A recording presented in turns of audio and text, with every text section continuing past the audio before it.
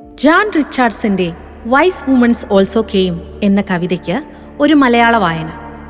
അയർലൻഡിലെ ഒരു പഴയ വിശ്വാസമനുസരിച്ച് ക്രിസ്മസിന് 12-ാം നാൾ ജനുവരി 6-ന് വുമൺസ് ക്രിസ്മസായി ആഘോഷിക്കുന്നു.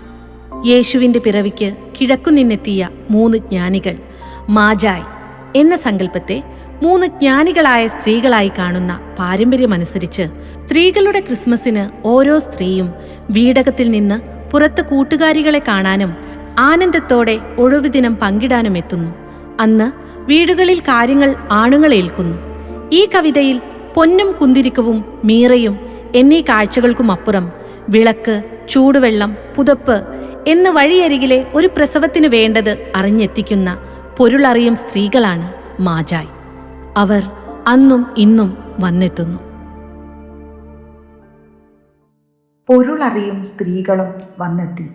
മിന്നിത്തിളങ്ങും വിൺതാരത്തെ കാണുന്നതിനും എത്രയോ മുമ്പേ അവരുടെ ഉള്ളിൽ എരിതി ആളുന്നുണ്ടായിരുന്നു. മിന്നിത്തിളങ്ങും വിൺതാരത്തെ കാണുന്നതിനും എത്രയോ മുമ്പേ അവരുടെ ഉള്ളിൽ എരിതി ആളുന്നുണ്ടായിരുന്നു. വഴി ഏതെന്ന് തിരയാതെ, ഒരു രാജാവിൻ്റെ അനുമതിയും തേടാതെ, സ്വയം തീരുമാനിച്ച്, സ്വയം ആശിച്ച് കാലങ്ങളായി കാത്തിരുന്നതിനാൽ പൊരുളറിയും സ്ത്രീകളും വന്നെത്തി. ഒന്നും ഒരിയാടാതെയാണ് അവർ വന്നത്.